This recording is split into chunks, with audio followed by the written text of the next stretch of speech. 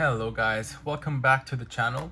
Here with another White Forest deck profile. This time around I'm gonna be updating the toy box version of the deck, since I have not updated anything related to it since a very long time. I can't remember when was the last time I was playing it with this engine. I think it was way before the Azamina stuff came into play. After that I think I dropped it, but I came up with this build and I think it's still pretty good. I mean, it's not as powerful as the other versions of for sure, but I would say it's a decent budget version of the deck. It's still very fun to play, it's still very powerful, and it has a lot of interactions and a lot of resources to use in your opponent's turn as well as your own turn. It's slightly different to play than the usual White Forest deck that we have around nowadays, but yeah, let me show you what I came up with. So for the White Forest engine, I am playing the 1 Stellar, the 3 LZ, the 3 Sylvie, the 1 LZ, and the 1 Rusia.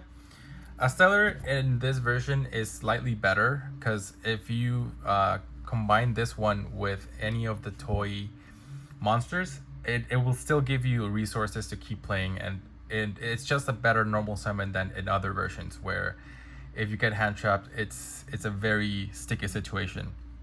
But here for this toy box version, I would say it's way better for sure.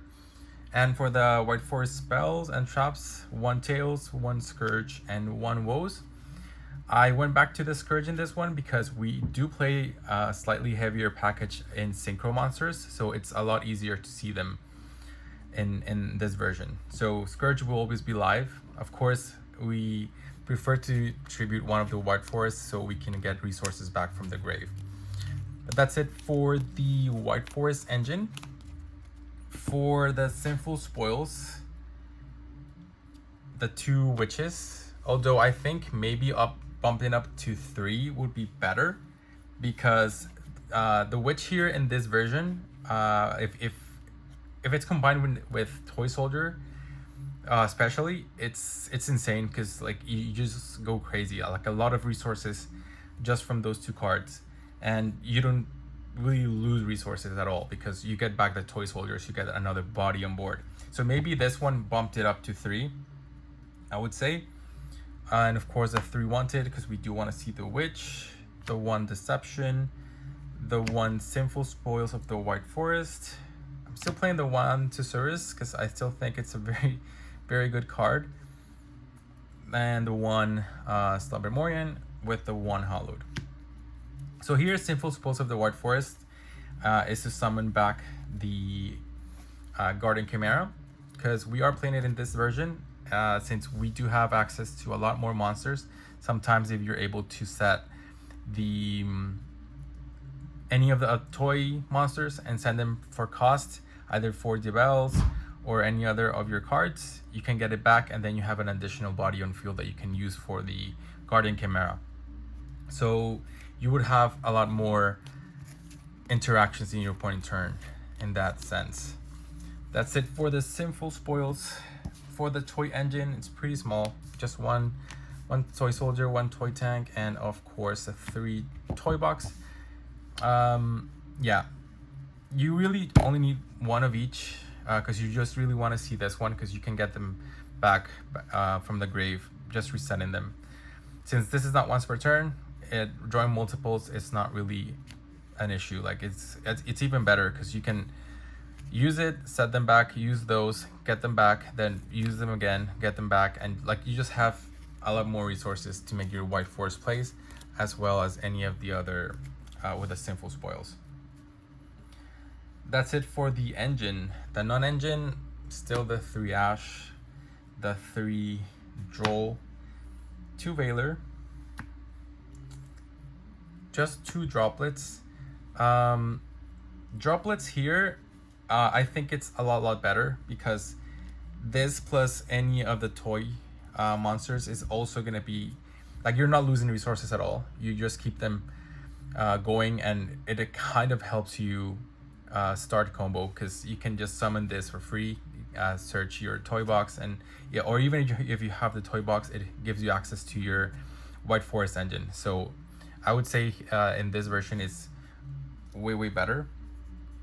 And then the one triple attack, the cross out, and the one call by the grave, because we still lose to a lot of hand traps, even though we do have a lot more interaction with the toy engine. It still loses to Droll. Like, Droll is just the arch nemesis of White Forest forever, because no matter what version you're playing, it's always gonna hit you hard. That's it for the main deck. Here, my only changes that maybe I would make is either like bumping Witch to 3, or also Imperm. I don't think it's necessary. I think that 1-for-1 trade in this version doesn't really go that well. You want to have more cards in hand, like cards like Droplet that give you more resources in this version, because you're just gonna like keep searching. I think it's just a better approach. But if you really wanted to, you can cut out either cross out or triple attack, and maybe like use the, or maybe just one Veiler, yeah, and then just put in the 3 Imperms. For the synchros, the 3 White Forest synchros, of course, with the 1 Chaos Angel, because it's even easier to take it out here in this version. Pretty much any of the toy monsters plus any of the Azamina will give you this, so it's even easier.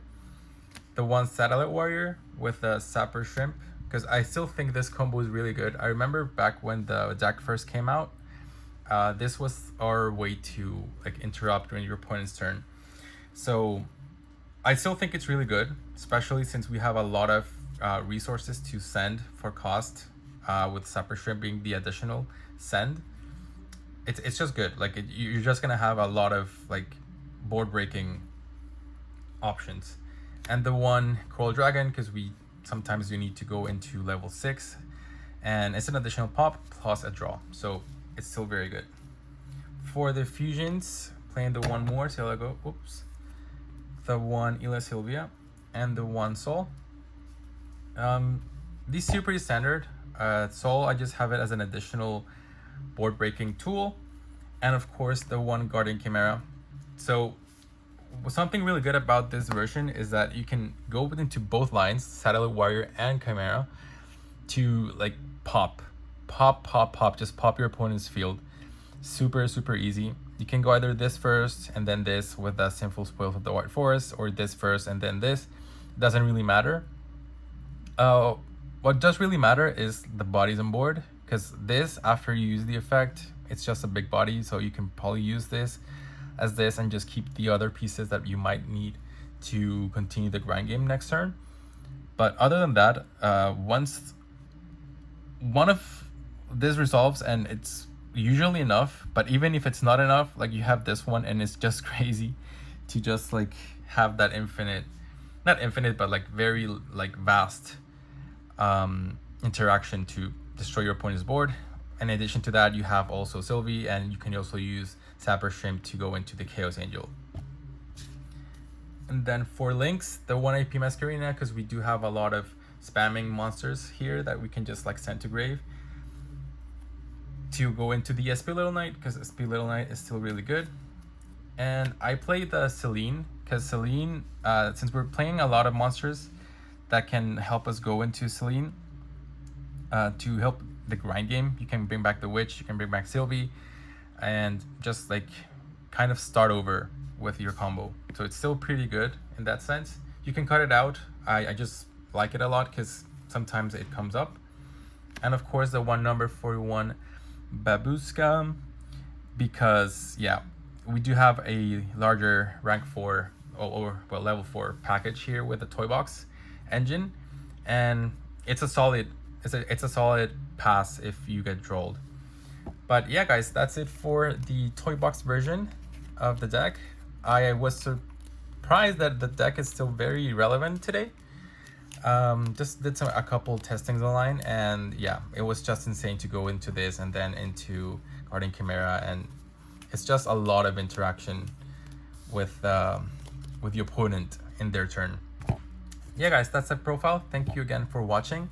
I will keep you in the loop for the next ones. I still have the Millennium one pending, and I'm working still on the Blue Eyes and the Dragoon one.